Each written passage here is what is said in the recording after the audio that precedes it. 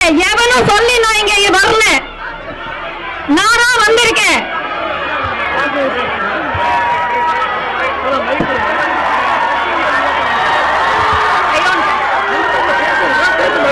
அந்த முழக்கத்தை ஆதரிச்சு போறியா, போய் அந்த இடத்துல நீட்டை ஒழிக்கணும், அதனுடைய முக்கியத்துவம் என்ன அப்படின்னு பேசிட்டு போவியா? உள்ள வந்து உட்காந்து நீங்க அப்படி பேசக்கூடாது, நீ இந்த பாடம் எடுக்கிற வேலையை இங்க வச்சுக்காத. நீ பாடம் எடுக்கிறதுக்கு அப்படி சமூகத்துக்கு நீ என்ன பங்களிச்சிருக்கிற? எஸ்எஃப்ஐ மாநில செயலாளர் ஷம்சீர் அகமது அவர் தெளிவா சொல்றாரு, ஜனநாயகன் படத்தை பாருங்க, பார்த்துட்டு இங்க வாங்க, பார்த்துட்டு போராட்டம் பண்றதுக்கு வாங்க அப்படின்னு பாக்குற நிலைமையில அவனுக்கு டிக்கெட் ரேட்டு விக்கல, விக்கிற விலைவாசிக்கு அதை பார்க்க முடியாது, அதனால ப்ரொடெஸ்டுக்கு வந்திருக்கேன். தொடர்ந்து அந்த விளக்க பெறணும் என்ற கருத்துல தொடர்ந்து உறுதியா இருக்கு. மாநில அரசு ஒரு ஆர்டினன்ஸ் மூலமா இந்த ஒரு வருஷத்துக்கு இந்த கவர்மெண்ட் காலேஜஸ்க்கு மாத்திரம் எங்களுக்கு விலக்கு கொடுங்கன்னு கேட்டா நாங்க ஒத்துழைக்க தயாரா இருக்கோம். பாசிட்டிவா திங்க் பண்ணுங்க, நல்ல முடிவு ஏற்படும் என்று நம்பிக்கையோடு காத்திருக்கின்றோம். இதெல்லாம் நம்பிய ஒரு பல மாணவர்கள்ல ஒரு மாணவிதான் அனிதா. எல்லாம் பண்ணிட்டு கடைசியா நீட் தேர்வு நடந்தே தீரும் அப்படின்னு முடிவுக்கு வர்றாங்க. வந்த அடுத்த நாள் அனிதா செப்டம்பர் 1ஆம் தேதி மரணத்தை தழுவுறாங்க. இவ்வளவு நம்பிக்கையும் விதைத்தவர்கள் இந்த விஜயபாஸ்கரும் நிர்மலா சீதாராமனும். இந்த விஜயபாஸ்கர் இப்ப எங்க இருக்காரு? இப்ப ஜென்சியினுடைய ஆதரவை பெறுவதற்கு திமுக முயற்சி செய்கிறது அப்படின்ற ஒரு கருத்து இருக்கு. ஜென்சியினுடைய ஆதரவை எப்படி பெறுவது? ஜென்சிகளுடைய கோரிக்கையை நிறைவேற்ற நாம அது போன்ற போராட்டங்களை முன்னெடுக்கும் போதுதான் ஓகே, திமுகவும் களத்தில் நிக்குது, நம்மளும் களத்துல இருக்கோம், திமுகவும் களத்துல நிக்குது, so we are at the same boat அப்படின்ற அந்த உணர்வு வரும். ஆர்ப்பாட்டங்களை நேரடியாக களத்துல இறங்கி மனித சங்கிலிகளாக நடத்துவதற்கு திமுக முன்வராவிட்டால் நம்ம சொல்லலாம் வரலாற்றில் திமுக தான் முதலில் நீட்டெடுப்பை தொடங்கியதுன்னு. வரலாற்றில் இருக்கும், ஆனால் மக்கள் மனங்களில் ஜென்சி தலைமுறையிடம் அது மறந்து போகும். அப்படி மறந்து போன வரலாறு பயனற்றதா.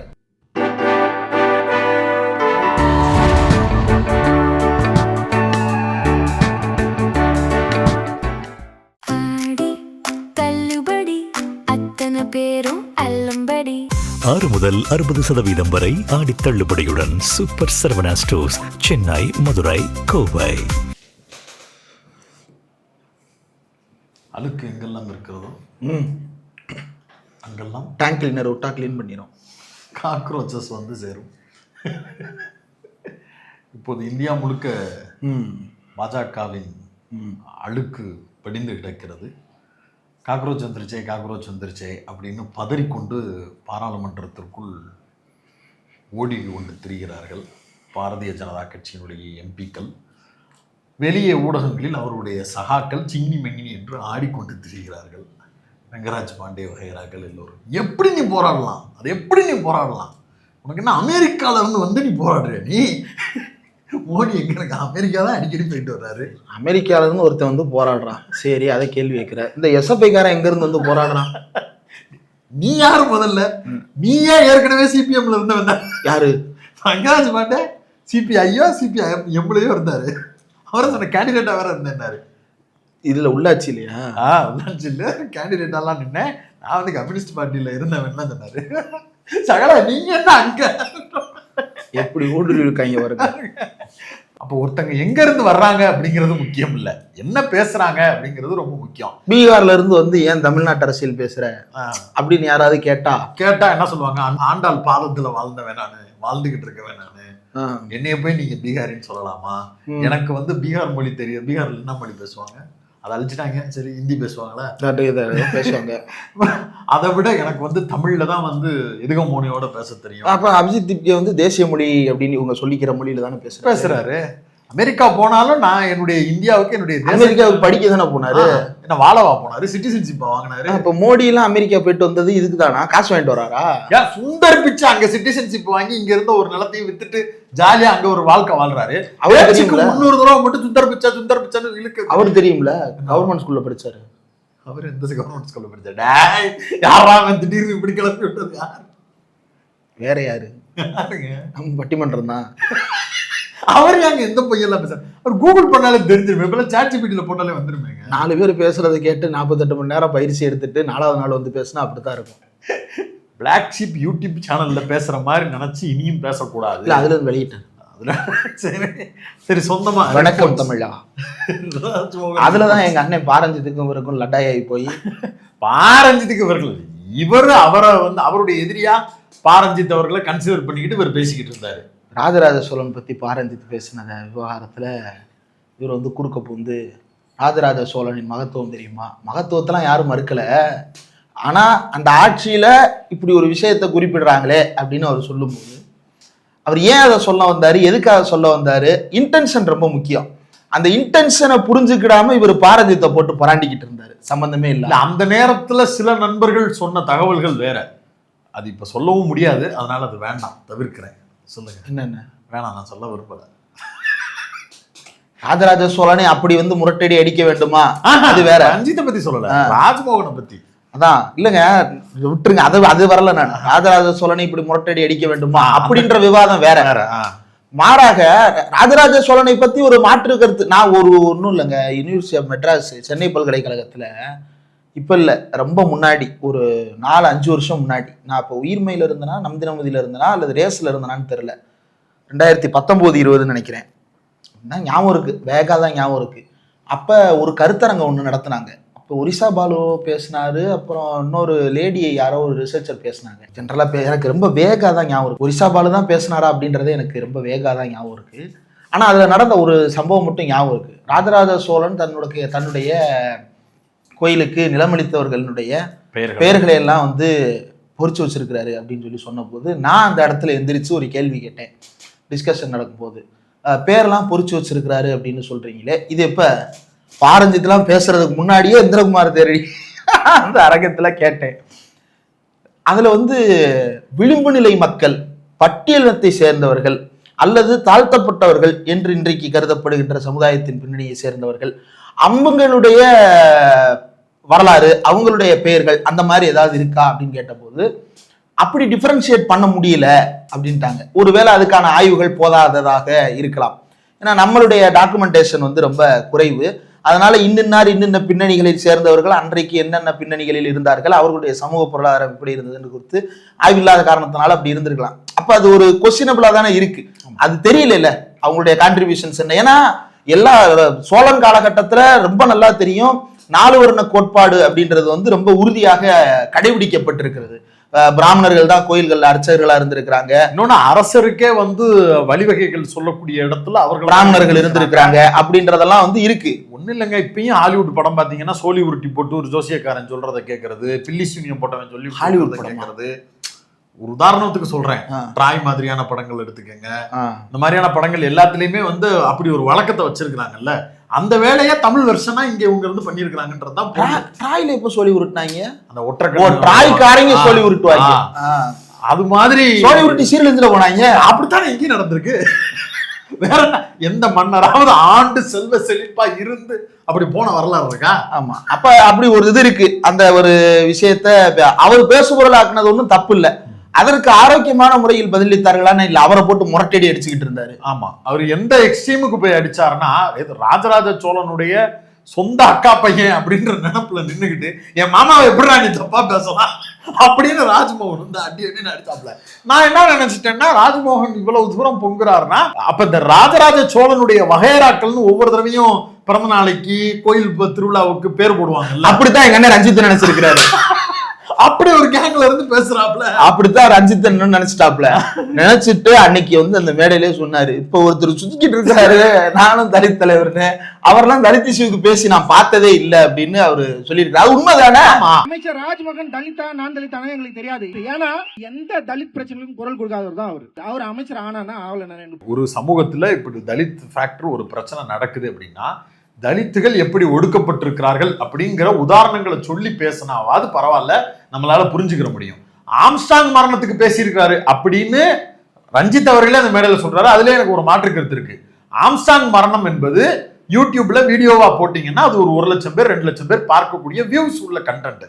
அதனால அண்ணன் ராஜ்மோகன் அப்ப யூடியூபரா இருந்து அதை பேசினாரே தவிர்த்துட்டு, அதுல நீங்க நினைக்கிற மாதிரி அது ஒரு தலித் அரசியல். இப்ப எப்படி ஏட்டுடி வந்து நீட்டுக்கு பேசி நீட்டமா வாங்கிக்கிட்டு இருக்கான். ஆத்தி என்ன அடி, வீடியோவே தூக்கிட்டு ஓடிட்டல. ஆமா, கல்யாணம் பண்ணமா, கப்புள் விளாக் போட்டமா, இதுல வந்து R&D ஸ்பெஷலிஸ்ட் சாமி இருங்க.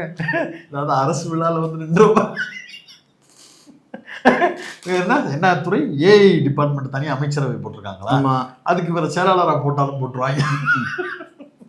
பஞ்சத்துல இருக்காங்க, யாரை கூப்பிடுறது தெரியும். சரி, போட்டு. ஆனா அதுல ரஞ்சித் அவர்கள் எழுப்பின கேள்வி ரொம்ப முக்கியமானது. நான் அந்த பாயிண்ட்ல வந்து முழுமையா உடன்படுறேன். தலித்துகள் என்று சொல்லிக் கொள்ளுபவர்கள் தலித் இஷ்யூஸ்ல 8 தலித் அமைச்சர்கள் இருக்கிறாங்கன்னு சொன்னீங்களே, அந்த 8 பேர்ல வன்னியரசு அவர்களை தவிர வேறு யாராவது தலித் இஷ்யூ பத்தி பேசுறாங்களா அப்படின்ற கேள்வி கேட்டிருந்தாரு. இதைத்தானே அவங்க போஸ்டிங் போடும்போது நம்ம எல்லாரும் கேட்டோம். அது நம்ம கேட்கறது வேற. ரெப்ரசன்டேஷன் கொடுக்கறது இல்லைங்க அவங்களுடைய பிரதான பிரச்சனை. இல்ல அது குறித்து கேள்வி எழுப்பணுங்க. அப்படியான வாய்ஸ் அவுட் பண்ணக்கூடிய நபர்களே இவங்க கிடையாதுங்க. இந்த குரூப்பே கிடையாதுங்க. குறிப்பா விஜய் அப்படிப்பட்ட ஆள் கிடையாதுங்க. கரெக்ட் தான். அப்ப நம்ம கேட்டோம். ஆனா நம்ம கேட்கறதுக்கும் அவர் கேட்கறதுக்கும் இடையில இருக்கக்கூடிய அந்த வேறுபாடு இருக்குல்ல. நம்ம வந்து ஆரம்பத்துல இருந்தே விஜய் விமர்சிக்கிறோம், அதனால இவங்க மட்டை அடி அடிக்கிறதுக்காக பேசுறாங்க அப்படின்னு சொல்லி புறக்கணித்தவர்கள் எல்லாம் இப்ப ரஞ்சித்தே சொல்றாரு, அதையாவது கேளுங்க, காது கொடுத்து கேளுங்க. என்ன மாதிரியான உறுதி ஆயிட்டாங்களா? என்னன்னு இப்போ வரைக்கும் 7 அமைச்சர்கள் தான் தலித் அமைச்சர்கள்ன்றது உறுதி ஆயிட்டாங்களா? 8 பேர் இல்ல, சாரி 8 பேருன்றது உறுதியான சேர்த்து அந்த 8ன்றதுல உறுதி.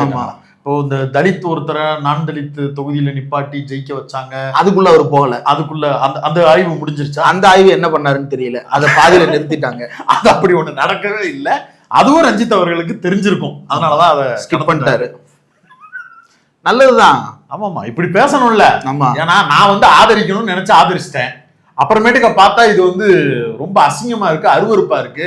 கொள்கை தலைவர்னு அம்பேத்கர் போட்டோ வச்சிருக்கிறீங்க, ஆனா அவர் கால் மேல கால் போட்ட சிலையை ஒன்னும் திறக்க முடியல, வாயை திறக்காம உட்கார்ந்து இருக்கிறீங்க. 8 தலித் அமைச்சர்கள் இருந்தும் திறக்க மாட்டேங்கிறீங்க நீங்களே உங்களுடைய கொள்கை தலைவர். அப்ப இங்கதான் நம்ம சொன்ன பாயிண்ட் ஆஃப் வியூ வருது. என்னது, 8 பேரை போட்டதுனால இந்த சமூக நிலை மாறிடுமான்னா மாறாது. ஆனா 8 பேரை போட்டது வரவேற்கத்தக்கதா? வரவேற்கத்தக்கது. ஆனா சமூக நிலை மாறுமா? மாறலையே. அமைச்சரவையில் விசிகாவையே இடம்பெற வைத்தாலும் சமூக யதார்த்தத்தில் அது நடைமுறையில அது சாத்தியப்படுத்த முடியல. அப்ப அந்த ஃபேக்டர் ஆய்வுக்கு உட்படுத்தணும், அந்த ஃபேக்டர் டிஸ்கஷனுக்கு உள்ளாகணும்ன்றதை விட்டுட்டு நான் தனியா தான் இருப்பேன் அப்படின்னு சொல்லுவது ரொம்ப ஆபத்து. இதுல வன்னியரசு தோழர் வந்து விஜய் வேற தாக்கி விட்டாரு இடையில. விஜயும் அமைச்சர்களையும் தாக்கி விட்டாரு. அவர் தாக்கலையா? அவர் தான் இல்ல நேத்து வந்து பத்திரிகையாளர் சந்திப்புல வந்து நீட்டு போராட்டம் போய்கிட்டு இருக்கு, ஜனநாயகன் பத்தி இது பண்ணிட்டு இருக்கிறாங்க அப்படின்ற கேள்வி முன்வைக்கப்பட்ட போது அவர் வந்து நீட்டுக்கு எதிராக பேச ஆரம்பிச்சார். இல்லைங்க, ஜனநாயகன் படத்தை பாக்குறாங்க அப்படின்றது இப்ப விமர்சனமா இருக்கு அப்படின்னு கேட்ட போது, நான் நீட்டை பத்தி கவலைப்படுகிறேன், நீங்கள் ஜனநாயகன் படத்தை பற்றி கவலைப்படுகிறீர்களா அப்படின்னு சொல்லிட்டு பத்திரிகையாளர்களை கேட்பது போல முதலமைச்சர் விஜய் போட்டு பொழந்துட்டாரு, பந்தாடிட்டாரு. வன்னியரசு அண்ணனே நினைப்பாரு, இது நல்லா இருக்கே தம்பிகளா, கட் பண்ணி போட்டுருக்கா. நான் நீட்டு மட்டும் தான் நான் பேசுறேன், நான் நீட்டை பத்தி மட்டும் கவலைப்படுறேன், நீங்க படத்தை பத்தி கவலைப்படுறீங்க. மறைபொருளாக உணர்த்தி இருக்கிறார் அப்படின்னு நான் அதை புரிஞ்சுக்கிறேன். கரெக்ட் தான். அவரு நீங்க எதிர்பார்க்கிற பதில என்கிட்ட நான் சொல்லணும்னு எதிர்பார்க்காதீங்க, நான் சொல்ல வேண்டியதை சொல்லிட்டேன், அதை அந்த அமைச்சர்கள்ட்ட கேட்டுக்குங்க அப்படின்ட்டு போயிட்டாரு. நல்ல பதில். அந்த அமைச்சர்கள்ட்ட கேட்டதுக்கு அவங்க வேற பதில் சொல்றாங்க. அவங்கதான் வந்து ஆர்பி உதயகுமார், எங்க ஊர் முன்னாள் எம்எல்ஏ, அவர் தான் வந்து ஏங்க மேகதாதை பத்தி உனக்கு எத்தனை நாள் கனவு ஆர்பி உதயகுமார் முன்னாள் எம்எல்ஏன்னு சொல்லணும்னு? அது இப்பதான் சொல்லணும்னு ஆகி போச்சு. முன்னாள் எம்எல்ஏ ஆர்பி உதயகுமார் வந்து எங்க மேகதாதுவை பத்தி கேட்டா பாப்கார்ன் தின்னுட்டு திரிறாங்க அப்படின்றாரு அவரு. அதுக்கு சர்வீஸ்காரன் வச்சாம பாருங்க போட்டோ, அதான் ஹைலைட். நீங்க பாக்கலையா? அருமையான புகைப்படம். புஷியானந்த் பாப்கார்ன் சாப்பிட்ற போட்டோ ரெஃபர் பண்ணி எடுத்துட்டு வந்துட்டாங்க, கரெக்டா எடுத்துட்டு வந்துட்டாங்க. இந்த நீட் மேட்டர் சீரியஸா போயிட்டு இருக்குல்ல, அதுல ரொம்ப முக்கியமா இப்ப இந்த தாவேகா ரசிகர்கள் திடீரென்று களத்தில் குதித்திருக்கிறார்கள். சனம் செட்டிக்கு கருத்துரிமை இல்லைன்னா வந்துட்டாங்க. இப்ப சனம் செட்டிலாம் போராட்டத்துக்கே வர தேவையில்லை. எதுக்கு இப்ப அவங்க திடீர்னு வந்தாங்க? யார் சொல்லியும் வரலன்னு சொல்லும் போதே தெரியுது, நீ யாரோ சொல்லி தான். அதுல இந்த இட்டிஸ் பிரசாந்த் வகைரா ஏன் மாற்று கருத்தை முன்வைக்க கூடாதா அப்படின்னு தனியா வீட்டுல உட்காந்து கருத்தை முன்வை, யூடியூப் ரீல்ஸ் போடு, நீ கேமரா வச்சிருக்க, சினிமா ரிவ்யூன்னு வச்சு அதுல போடு. இல்ல அதுல கூட ஒரு தோழர் வந்து எழுதியிருந்தார் முகநூல்ல, அதுக்கும் பேமெண்ட் இல்லாம நீ வீடியோ போட மாட்டிய. எதுக்கு? சனம் செட்டியா? நீங்க 2-3 பேர் சொன்னீங்கல்ல, அதுல ஒருத்தனை சொன்னேன். நீங்க போங்க. அதுல வந்து பேஸ்புக்ல ஒரு தோழர் ஒருத்தர் எழுதியிருந்தாரு, உங்களுக்கு மாற்று கருத்து இருக்குது அப்படின்னா உங்களுக்கு ஒரு மேடையை போட்டு நீங்க பேசுங்க, யாரும் உங்களை மறுக்க போறது கிடையாது. இப்போ ஒரு கருத்தரங்கம் நீட்டுக்கு ஆதரவா நீங்க நடத்துறீங்க அப்படின்னா நம்ம யாராவது உள்ள போய் மேடை ஏறி நம்ம வந்து நீட்டுக்கு ஆதரவாக பேசுகிறோம் அப்படின்னு சொல்லிட்டு உள்ள பூந்து அராஜகம் பேசுவோம்? அப்படி பண்ண மாட்டோம். அப்ப ஒரு ஒத்த கருத்துடையவர்கள் ஒரு இடத்துல கூடி ஒரு விஷயத்த பேசிக்கிட்டு இருக்கும் போது குறுக்க பூந்து பேசுறதுக்கு பேரு ஜனநாயகம் கிடையாது. அது அராஜகம் அப்படின்னு. அப்படியே அங்க உள்ளுக்குள்ள இருக்கிறவங்கலயே ஒருவேளை மாறுபட்ட கருத்துக்கள் யாருக்காவது தோணுதுன்னா கூட அதை சொல்லும் விதம்னு ஒண்ணு இருக்கு. நான் எம்மாம்பெரிய ஆள் தெரியுமா, நான் இங்க எதற்கு வந்தேன் தெரியுமா, தேவையே இல்லை, நீ வரவே வேண்டான்றதா முதல்ல நீங்க யாரு, நீங்க எம்மா பெரிய ஆளு, அதை முதல்ல சொல்லுங்க. சாலா போயிடலாம். நீங்க யார், முதல்ல எத்தனை படம் நடிச்சிருக்கீங்க, நீங்க யார்? Bigg Boss. நாங்க Bigg Boss celebrity. Bigg Boss இது வரைக்கும் எத்தனை சீசன்? ஒரு சீசன் நாங்க வந்திருக்கோம். 10 சீசன் வந்திருக்குமா? 10 சீசனுக்கு 10 கண்டஸ்டன்ட் வச்சா கூட 100 பேரு, 100ல ஒரு ஆள் தானே அப்படி பார்த்தாலும். ஆமா, நான் ஆதரவா தான் வந்திருக்கேன். ஆனா ஜனநாயகனை தேவையில்லாம திட்டுறாங்க, நான் என்னைய பேச விடாம வெளியே துரத்தி அடிக்கிறாங்க. போங்க, ரோஹிணி தியேட்டர் வாசல் பேசுங்க, புதிய தலைமுறை வாசல் நின்று பேசுங்க, வேற எங்கேயாவது நின்று பேசுங்க. நான் படம் பாக்குறதையும் ஆதரிக்கிறேன், போராட்டத்தையும் ஆதரிக்கிறேன். ஆனா போராட்டத்துல படம் பாக்குறதை எதிர்த்து நீங்க பேசக்கூடாதுன்றாங்க. அப்புறம் ஏன் படத்துல போராட்டம் பண்ற சீன்லாம் வைக்கிறீங்க? படம் பாக்குறத யாராவது எதிர்த்தாங்களா? இல்ல. நம்ம போராட்ட காலத்துல SFI போராட்டம் நடந்துச்சு. நானும் 3 நாளா போனேன்.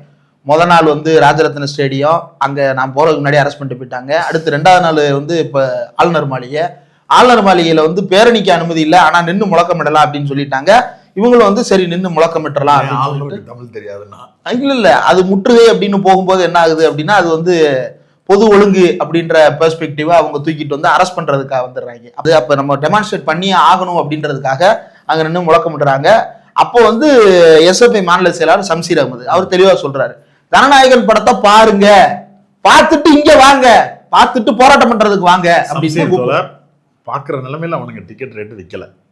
2500 3500 வித்தானுங்க.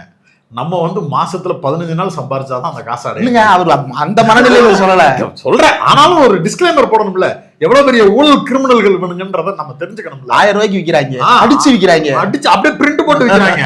ஏதோ செங்கோட்டையன் மாதிரியான பிளாக்ல டிக்கெட். இந்த டிக்கெட்டை உங்களுக்கு வழங்குபவர் உங்கள் செங்கோட்டையன். விஜயே பாட்டுக்கு கீழே இந்த பாடலை பாடி கொண்டிருப்பவர் உங்கள் விஜய். ஆனா மாறிட்டார்ல, கரெக்டா பொருந்தது இல்ல, அதுக்கேற்ற மாதிரி மாறிட வேண்டியது. அது மாதிரி போய் பாஸ்கர் போட்டாரா, விஜயபாஸ்கர் அதே மாதிரி மாமா விஜயபாஸ்கர் அவர் நேரா தியேட்டருக்கு காசை கொடுத்து வர்ற எல்லாரையும் ஃப்ரீயா பார்க்க விட்டுருங்கன்னு சொல்லியிருப்பாரு. அதனால விக்கிற விலைவாசிக்கு அதை பார்க்க முடியாது, அதனால ப்ரொடெஸ்டுக்கு வந்துருங்க. ஆமா, அப்ப பார்த்துட்டு கூட வா அப்படின்னு தான் சொல்றாங்க. இந்த மாதிரி பார்த்துட்டு நீட்டை பத்தி தானே பேசணும். இப்ப சிஜேபி ப்ரொடெஸ்டுக்கு வந்தவங்க ஒவ்வொருத்தருக்கும் ஒவ்வொரு கருத்து இருக்கு. அவங்க ஜனநாயகன் படத்தை பத்தி ஏன் பேசுறாங்க, இந்த அமைச்சர்கள் பூரா போய் உட்காந்து அங்க உட்காந்து கண்ணீரும் கம்பளையுமா உட்காந்துக்கிட்டு தாரதாரை அழுதுகிட்டு இருக்காங்க. இந்த பெர்ஃபார்மன்ஸ் எல்லாம் பார்த்தா கடுப்பாறாங்க எல்லாரும். என்னடா இலவ கூட்டிக்கிட்டு இருக்கீங்க, இங்க அடிச்சு அப்படி பேரே அள்ளிக்கிட்டு இருக்காங்க, அங்க நாடே அழுதுகிட்டு இருக்கு, நீங்க என்னடா குறுக்க பூந்து தியேட்டர்ல உட்காந்து அழுதுகிட்டு இருக்கீங்க அப்படின்னு சொல்லிட்டு கடுப்பு, எரிச்சல். அதுலதான் இந்த ஆதங்க வெளிப்படுது. இந்த மாதிரி அந்த எரிச்சல்ல நான் பர்னால் போடுறேன் அப்படின்ற பேர்ல மண்ணெண்ணெய் ஊத்திக்கிட்டு இருக்கேன். தேவையில்லாம உள்ள அது சம்பந்தம் இல்லாம பேசுறாங்க. துரத்தி விட்டாங்க. தெரியல, ஆக்சுவலா துரத்தி கூட விடல, கூப்பிட்டு இருங்க ஒரு நிமிஷம் இருங்க, நீங்க பேச வந்தது அப்புறம் மைக்க பிடிங்கிட்டாங்க அப்படின்னு அவங்க நிப்பாட்டுறாங்க. அது ஹைலைட் என்னன்னா, அவங்க அந்த பக்கம் நகண்ட உடனே மைக்க வாங்கினவங்களுக்கு வேணா நீங்க உள்நோக்கம் கற்பிக்கலாம், ஏதோ பிளான் பண்ணி வாங்கிட்டாங்கன்னு. முன்னாடி உட்கார்ந்து இருந்தவங்க பூரா ஜேன்னு கை தட்டுறான். எவனும் சொல்லி நான் இங்க வரல, நானா வந்திருக்கேன்.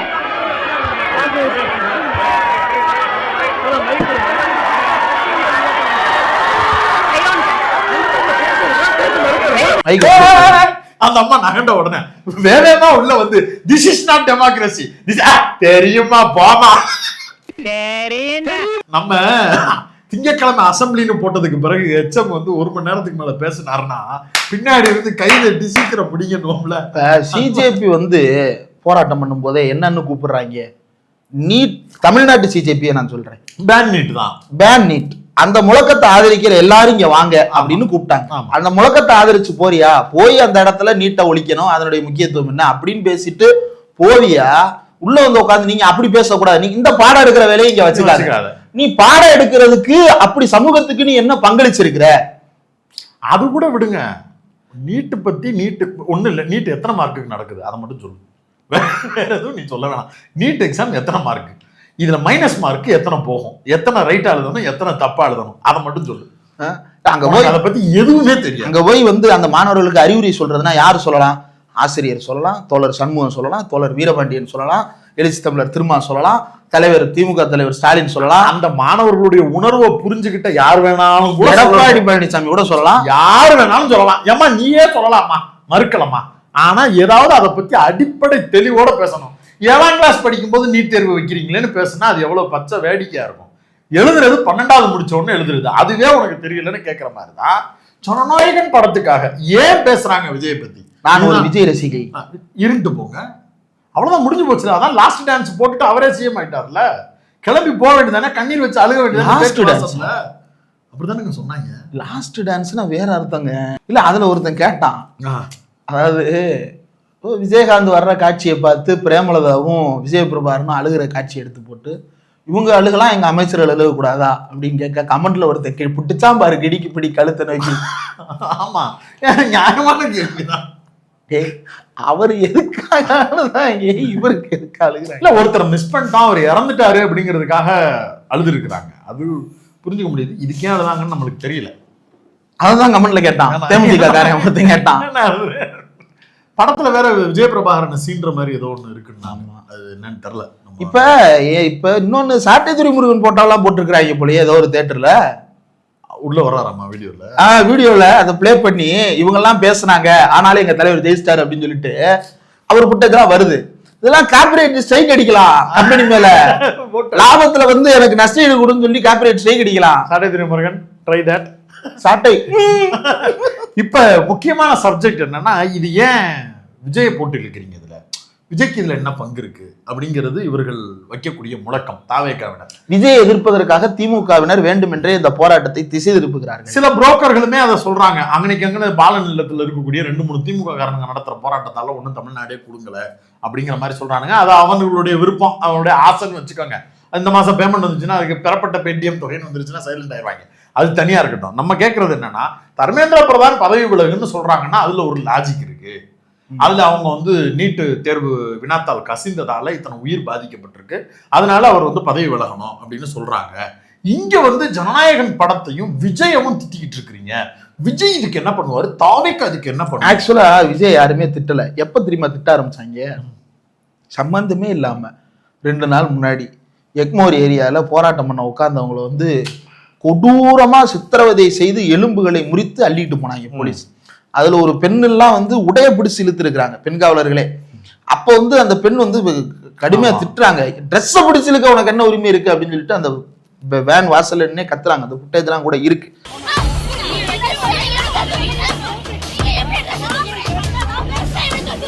இப்ப இது இந்த மாதிரியான சம்பவங்களை இந்த விஜய் அரசு செய்ய போய்தான் உனக்கு இதுல உடன்பாடு இல்லையா? நீ யாரு? உன் பக்கம் கேள்வி திரும்புது. அது வரைக்கும் உன் பக்கம் வரல ராஜா.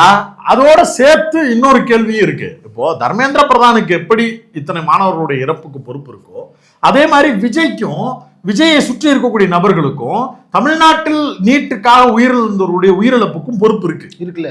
அந்த பொறுப்பை கையில் எடுத்துக்கிட்டு தான் பேசுறோம். ஒண்ணு இல்ல, சில டைம் லைன்ஸ் மட்டும் சொல்றேன். 2017 எடப்பாடி பழனிசாமி முதலமைச்சராக பொறுப்பேற்கிறார். பொறுப்பேற்றதற்கு பிறகு இந்த ஏப்ரல் மாசத்துல இருந்து தான் இந்த டைம் லைன் பெருசா தொடங்குது. ஏப்ரல் மாசம் மார்ச் மாசம் 2ஆம் தேதியில விஜயபாஸ்கர் பிரஸ் மீட். அப்ப அவர் தான் வந்து என்ன அமைச்சர், மருத்துவம் மற்றும் அவர் தான் வந்து இந்த நீட் வேணுமா வேணாமா இருக்குமா, நீட் வருமா வராதா அப்படிங்கிறது குறித்து பிரஸ் மீட் அட்டன் பண்றாரு. இப்ப எப்படி தர்மேந்திர பிரதான் நேஷனல் லெவல்ல பொறுப்போ அதே மாதிரி அப்ப விஜயபாஸ்கர் பொறுப்பு. அவர் வந்து பேசுறாரு, பத்திரிகையாளர் சந்திப்பு இருக்கு, எடிட்டர் போடுவார். மனிதவள மேம்பாட்டுத்துறை அமைச்சர் ஜவடேகர் அவர்கள் வந்தார்கள். மாண்புமிகு முதலமைச்சர் அவர்களே நேரடியாக இந்த கருத்தை வெளியினார். அவரும் பரிசீலிப்பதாக சொல்லிக்கிறார். நம்பிக்கை இருக்கிறது, நல்லது நடக்கும். அதுல தெளிவா ரிப்போர்ட்டர் கேட்கிறாரு, என்னங்க நிறுத்திடுவோம்னு சொல்றீங்க, எக்ஸாம் டேட்டே அனௌன்ஸ் பண்ணிட்டாங்க, இப்ப எக்ஸாமுக்கு மாணவர்கள் போறதை தவிர வேற எதுவும் வழி இல்லையங்க அப்படின்னா பாசிட்டிவா திங்க் பண்ணுங்க பிரதர், பாசிட்டிவா திங்க் பண்ணுங்க, நல்ல முடிவு ஏற்படும் என்று நம்பிக்கையோடு காத்திருக்கின்றோம். அது என்னன்னா 2016 வந்துச்சு. அப்ப என்ன பண்ணா, ஆமா அப்ப 1 இயர் தமிழ்நாட்டுக்கு மட்டும் எக்ஸம்ட் கொடுத்தாங்க. அடுத்து என்ன கேட்டார் ரிப்போர்ட்டர், என்னங்க போன தடவை விளக்கு வந்துச்சு, ஆமா மாண்புமிகு புரட்சி தலைவி இதய தெய்வம் அம்மா அவர்களுடைய ஆட்சிங்க, நாங்க அதை அப்படியே விளக்கு வாங்குறோங்க, அதற்காக ரொம்ப ஃபைட் பண்ணிக்கிட்டு இருக்கிறோம், அதை நாங்க உறுதியா நம்புறோம் அப்படின்னு நம்பிக்கையை விஜயபாஸ்கர் கொடுக்கிறார். அதற்கு பிறகு அப்படியே கட் பண்ணுங்க, அடுத்த அதே மாசத்துல இன்னொரு பிரஸ் மீட், அதற்கு அடுத்து மோடியை சந்திக்கிறாரு, நட்டாவை சந்திக்கிறாரு. தொடர்ச்சியா இவர் சந்தித்த எல்லா பத்திரிகையாளர் சந்திப்புகளையும் 1 by 1 போடுங்க, எல்லாத்திலையும் நம்பிக்கையா இருக்கும், நம்புங்க, நாம நிவர்த்தி பண்ணி கொடுத்துருவோம், மோடி ரொம்ப நல்லவருங்க, நம்ம மேல பிரியமா இருக்காரு, இவர் சொன்னாரு, பிரியமா இருக்கிறாரு, பண்ணி கொடுத்துருவாரு, இது எல்லாத்தையும் சொல்றாரு. தொடர்ந்து அந்த விளக்க பெறணும் என்ற கருத்துல தொடர்ந்து உறுதியா இருக்கு. மருத்துவ மாணவர் சேர்க்கையை ஆகஸ்ட் 31ஆம் தேதிக்குள் முடிக்க வேண்டும் என்றும், எனவே அவசர சட்டத்துக்கு விரைவில் ஒப்புதல் வரும் என தாம் நம்புவதாகவும் அவர் கூறினார். இதெல்லாம் நம்பிய ஒரு பல மாணவர்கள்ல ஒரு மாணவி தான் அனிதா. இதுல எங்க பிரச்சனை வந்துச்சுன்னா, 4ஆம் தேதி ஆகஸ்ட் மாசம் ஒரு பிரஸ் மீட், அதுல இவர் சொல்றாரு அவசர சட்டத்துக்கு ஒப்புதல் நம்ம வாங்கிடுவோம் நம்புங்கன்றாரு. இவர் சொல்றாரு, சொல்லி முடிக்கிறாரு. முடிச்சிட்டு 13 August Nirmala Sitharaman press meet. Nirmala Sitharaman அப்ப பவர்ஃபுல்லான மினிஸ்டர், அவங்கள்ட்ட கேட்குறாங்க, மேடம் இந்த மாதிரி இல்லை நம்மளுக்கு வந்து உங்க ஒரு ஆர்டினன்ஸ் பாஸ் பண்ணி ஸ்டேட் கவர்மெண்ட் கொடுத்துட்டாங்கன்னா நம்ம வந்து தமிழ்நாட்டுக்கு மட்டும் அந்த 1 இயர் விலக்கு கொடுக்கறதுக்கு நம்ம பரிசீலிக்கலாம், ஒன்றும் பிரச்சனை இல்லை, நம்பலாம் அப்படின்னு சொல்லி இவங்க ஒரு நம்பிக்கையை கொடுக்குறாங்க. மாநில அரசு ஒரு ஆர்டினன்ஸ் மூலமா இந்த 1 வருஷத்துக்கு இந்த கவர்மெண்ட் காலேஜஸ்க்கு மாத்திரம் எங்களுக்கு விலக்கு கொடுங்கன்னு கேட்டா நாங்க ஒத்துழைக்க தயாரா இருக்கோம். அதற்கு பிறகு அனிதா கேஸ் உச்ச நீதிமன்றத்துக்கு வருது, வாதாடுறாங்க. அதுல வந்து நீதிமன்றம் ஒரு கன்சிடரேஷன் சொல்லுது, யாருக்கும் பாதகம் இல்லாம இந்த பிரச்சனையை எப்படி சுமூகமா முடிக்கிறதுன்னு பாருங்கன்னு சொல்றாங்க. உடனே விஜயபாஸ்கர் அடுத்த நாள் பிரஸ் அட்டன் பண்ணி சொல்றாரு, நம்மளுக்கு சாதகமான தீர்ப்பு, நம்ம யாருக்கும் சாதகமாக எல்லோருக்கும் சாதகமா ஒரு அற்புதமான தீர்ப்பை நம்ம வந்து வாங்கியிருக்கிறோம் அப்படி இப்படின்னு ஜாவலா காட்டினாரு. எல்லாம் பண்ணிட்டு கடைசியா நீட் தேர்வு நடந்தே தீரும் அப்படின்னு முடிவுக்கு வர்றாங்க. வந்த அடுத்த நாள் அனிதா செப்டம்பர் 1ஆம் தேதி மரணத்தை தழுவுறாங்க. இவ்வளவு நம்பிக்கையும் விதைத்தவர்கள் இந்த விஜயபாஸ்கரும் நிர்மலா சீதாராமனும். பிரஸ்ஸை பூராத்தையும் டெய்லி அட்டன் பண்ணி, இந்த விஜயபாஸ்கர் இப்ப எங்க இருக்கார்? விஜயோடு இருக்கிறார். மாமா மாப்பிள்ளை அப்படின்னு பேசிக்கிட்டு இருக்கக்கூடிய உறவுமுறை சொல்லக்கூடிய விஜயபாஸ்கர். தார்மீக பொறுப்பு விஜய்க்கு இருக்கா இல்லையா? இந்த நேரத்தில் நீட்டுக்கு எதிராக ஒரு போராட்டம் நடக்கும்போது தர்மேந்திர பிரதானுக்கு அங்க ஒரு பொறுப்பு இருக்கிற மாதிரி விஜயபாஸ்கருக்கு ஒரு பொறுப்பு இருக்கா இல்லையா? அது குறித்து அவர்களுடைய வார்த்தை தான் என்ன? இது குறித்து கேள்வி எழுப்பணுமா இல்லையா? இந்த கேள்விக்கான எந்த பதிலையும் இவர்கள் தரப்பிலிருந்து சொல்வதே இல்லை. இதனாலதான் விஜயை நோக்கி திரும்ப திரும்ப இந்த கேள்வி வருது, தயவு செஞ்சு உன் சைட்ல உங்களோட ஸ்டாண்ட் என்ன?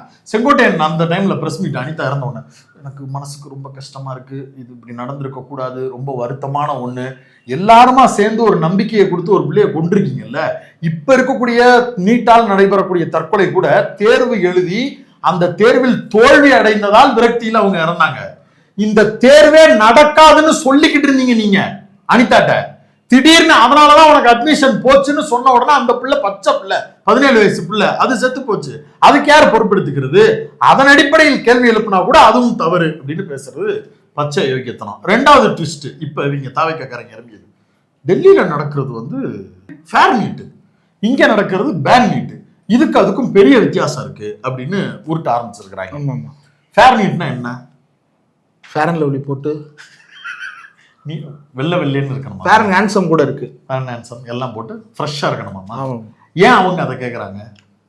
அவங்க வந்து ரொம்ப அழகு விரும்புறாங்க, அதனால வந்து fair and lovely fair and handsome. வட இந்தியா காரணங்க ஃபேர் அண்ட் நீட் அப்படின்னு கேட்கறதுக்கு பின்னாடி ஒரு காரணம் இருக்கு.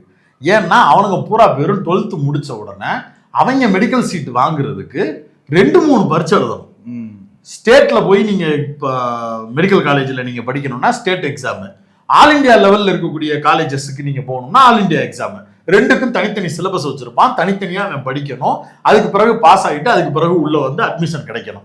இது எல்லாத்தையும் ஒழிச்சிட்டு உனக்கு ஒரே ஒரு எக்ஸாம் தாண்டா, இது தாண்டா சிலபஸ், இதுக்குள்ள இருந்து தாண்டா கேள்வி கேட்க போறோம், அதையும் நம்மளுக்கு ஏத்த மாதிரி ஃபேவரட்டான மொழியில நீ எழுதிக்கலாம்டா இப்படிங்கிற பல்வேறு ஆப்ஷன்ஸ் அவனுக்கு கொடுத்த உடனே அவனுக்கு வாராது வந்த மாமணி அவன் எப்படி நினைப்பான்? 2-3 பரீட்சைக்கு 2-3 சிலபஸை படிக்கிறதுக்கு ஒரே ஒரு சிலபஸ் கும்முன்னு படிச்சோமா, ஒரு தடவையில நம்ம பாஸ் ஆனோமா, இதுக்கு மட்டும் நம்ம ப்ரிப்பேர் ஆனோமான்னு போயிருவான். அவனுக்கு அது ஓகே. அதனால அவன் கேட்கறான் ஃபேர் நீட்டு. அப்படியே கட் பண்ணா நம்ம தமிழ்நாட்டுல 2006 இருந்து 2017 வரைக்கும் என்ட்ரன்ஸ் எக்ஸாமே நம்மளுக்கு கிடையாது. நம்ம 12th வரைக்கும் படிச்சிருக்கக்கூடிய மார்க்கின் அடிப்படையில் தான் நம்மளுடைய மெடிக்கல் சீட்டே அப்ளிகபிள் ஆச்சு. அதன் அடிப்படையில் தான் நம்ம டாக்டர் சீட் வாங்கிட்டு இருந்தோம். திடீர்னு கொண்டு வந்து பரீட்சையே இல்லாத எனக்கு ஒரு பரீட்சை கொடுக்கறதும் 2-3 பரீட்சை எழுதிக்கிட்டு இருந்தவனுக்கு ஒரே ஒரு பரீட்சையை கொடுக்கறதும் ஒன்னாகுமா? அப்ப அவன் கேட்கிற ஃபேர் நீட் வேற, நான் கேட்கிற பேன் நீட் வேறன்னா அடிப்படையிலே நானும் அவனு வேற வேற. நான் வேற மெடிக்கல் டேர்ம்ஸ் வச்சிருக்கிறேன், அவனுக்கு வேற மெடிக்கல் சீட்டுக்கு வேற ஒரு நாம்ஸ் இருந்திருக்கு. அப்ப என்னுடைய நாம்ஸின் அடிப்படையில நீ எனக்கு ஒரு தீர்வை கொடுறான்னு நம்ம கேட்டா இது வேற அது வேற, இது திமுக காரங்க சேர்ந்து வந்து பேன் நீட்னு சொல்றாங்க அப்படின்னு ட்விஸ்ட் பண்ற வேலையை பாக்குறானுங்க. இன்னொரு ட்விஸ்ட், சிஜேபி தமிழ்நாட்டுக்கும் அங்க இருக்கக்கூடிய சிஜேபிக்கு சம்பந்தமே கிடையாது.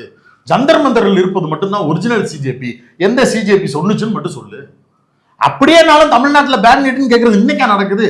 இத்தனை வருஷமா அதான கோரிக்கையா இருக்கு. இப்ப இது எல்லாத்தையும் மடைமாற்றுவதற்கு தாவேகா தரப்பு ஒரு அஜெண்டாவை எடுத்துட்டு வர்றான். இந்த போராட்டத்திற்கும் தமிழ்நாட்டிற்குமே சம்பந்தம் இல்லை, இது முழுக்க முழுக்க திமுக நடந்துகிட்டு இருக்கு, திமுக பண்ணுதுன்னு சத்தமா போய் பாலன் இல்லத்துல போய் சொல்லு.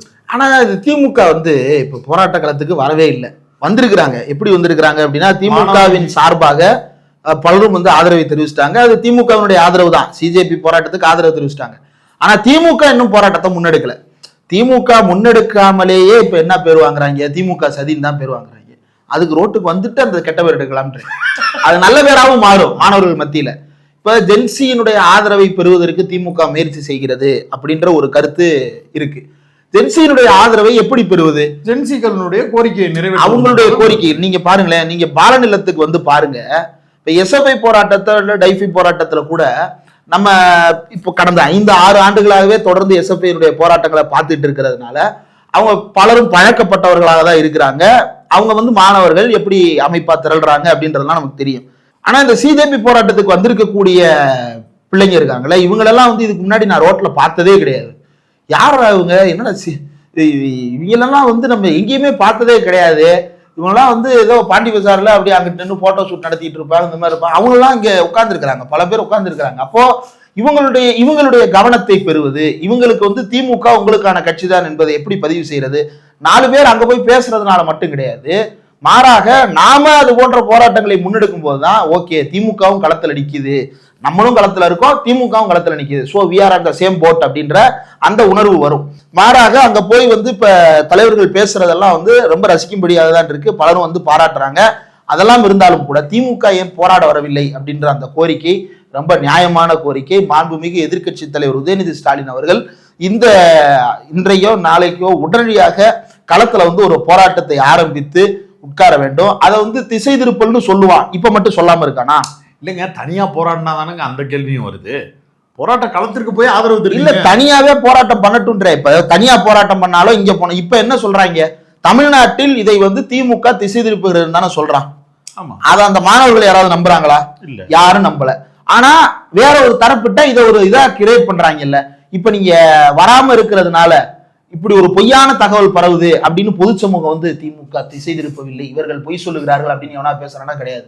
ஆமா திமுக திசை திருப்புதுன்னு பாஜக காரணம் சொல்றான், தாவேக காரணம் சொல்றான். அதுக்கு நீங்க களத்துக்கே வந்துடலாம். களத்துக்கு வந்தாலும் வராட்டினாலும் ரெண்டையுமே தாவேக்காவும் பாஜகவும் ஒரே மாதிரி திமுக திசை திருப்புன்னு தான் சொல்ல போறாங்க. அவங்க சொல்றத வச்சு நீங்க கன்சிடர் பண்ணா அந்த வாதம், அதுக்காக நம்ம வராம இல்ல அப்படின்ற காரணங்கள் வேறு இருந்துச்சுன்னா அவங்க தரப்புல இருந்து விளக்கி. நம்ம இன்னொன்னு தாவேக்கா ஆட்சிக்கு தானே வாக்களிச்சீங்க, அதை வந்து பண்ணுங்க அப்படின்னு ஒரு சிலர், அதை ஒருபோதும் இந்த திமுக இறங்கி இப்ப சொல்ல மாட்டாங்க. ஒரு சிலர் சொல்றாங்க.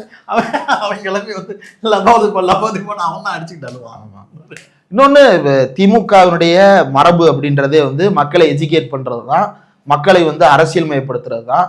இந்தியாவிலேயே ரொம்ப கடினமான தலைப்புகளை, புரிந்து கொள்ள சிரமமான தலைப்புகளை எல்லாம் வெகு மக்களிடம் கொண்டு போய் சேர்த்ததுல திமுகவிற்கு இருக்கக்கூடிய பங்கு வந்து ரொம்ப பெரியது. உதாரணத்திற்கு அரசியலமைப்பு சட்டத்தில் இருக்கக்கூடிய மாநில உரிமை சார்ந்த விஷயங்களை மக்களிடம் கொண்டு போய் சேர்த்து தான் வந்து இந்தி திணிப்புக்கு எதிரான போராட்டத்தை திமுக நடத்தியது.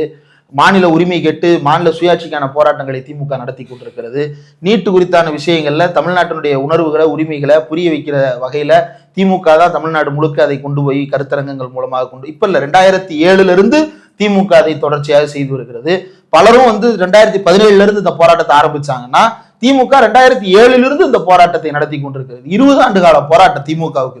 19 வருஷம், இந்த வருஷம் முடிஞ்சுன்னா 20 வருஷம் ஆச்சு. 19-20 வருஷமா திமுகவினுடைய போராட்டம் சட்டமன்றத்திலையும் நீதிமன்றங்கள்லையும் நடந்திருக்கிறது.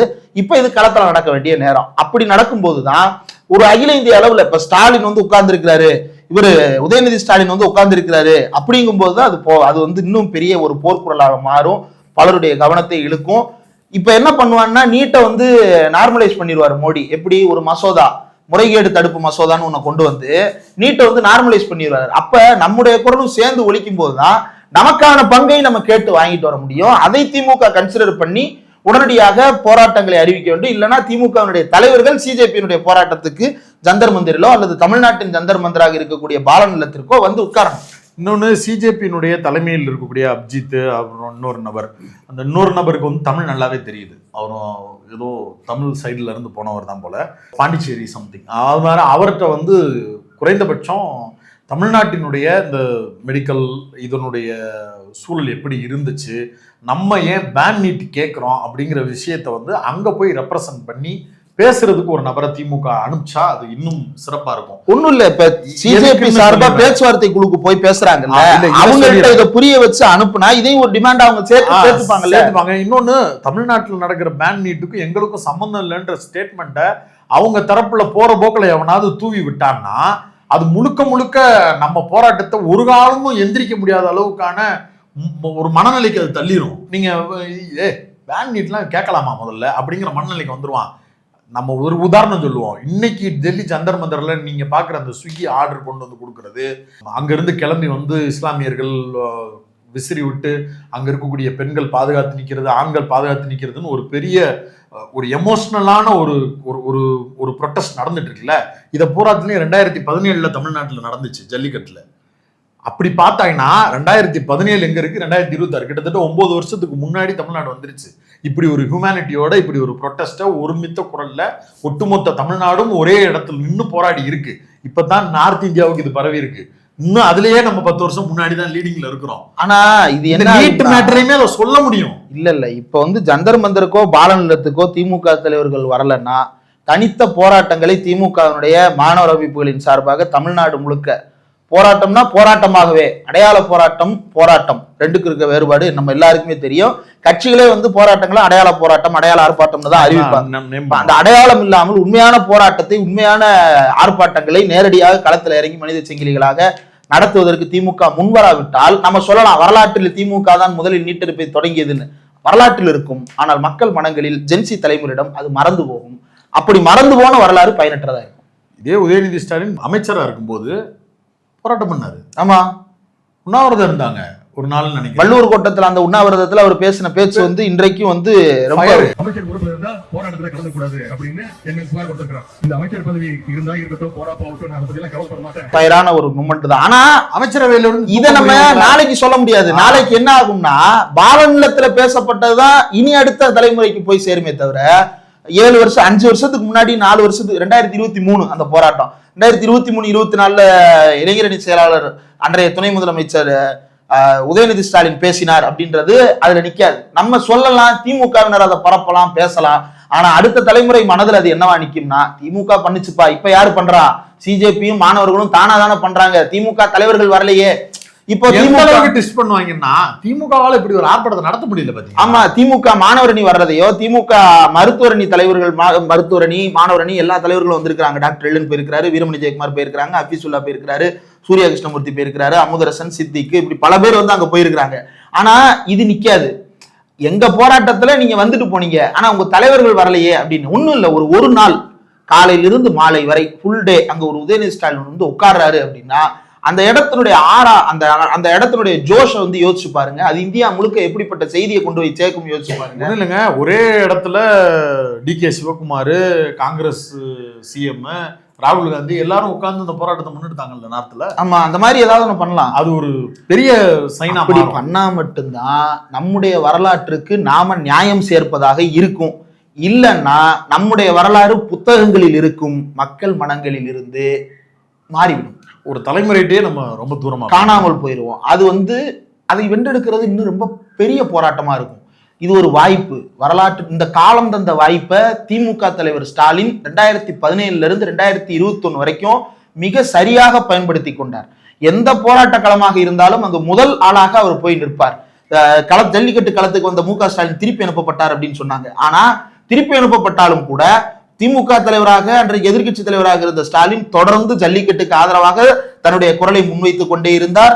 அந்த மக்களிடம் வந்து அதை தொடர்ந்து பேசிக்கொண்டே இருந்தார். அந்த போராட்டத்தில் பலரும் திமுக காரர்கள் உள்ளுக்குள்ள இருந்துதான் செஞ்சாங்க. நானும் அந்த களத்துல ஒரு ஆளா தான் மதுரை தமுகத்துல உட்கார்ந்து இருந்தேன். இப்படி எல்லாரும் அந்த களத்துல இருந்து தான் வந்திருக்கிறோம். அதுக்கு அடுத்து நடந்த பல்வேறு போராட்டங்கள், விவசாயிகளுடைய போராட்டமா இருக்கட்டும், மாணவர்களுடைய போராட்டமா இருக்கட்டும், இது எல்லாவற்றுக்கும் ஒன்னும் இல்ல, எஸ்எஃப்ஐ பல்வேறு போராட்டங்களை திமுக தலைவர்கள் அன்றைக்கு ஆதரித்து தொடர்ந்து இப்போ உதயநிதி ஸ்டாலின் அவர்களே பல இடங்கள்ல அதை வந்து ட்வீட் பண்ணியிருக்கிறாரு, வாழ்த்துறாரு.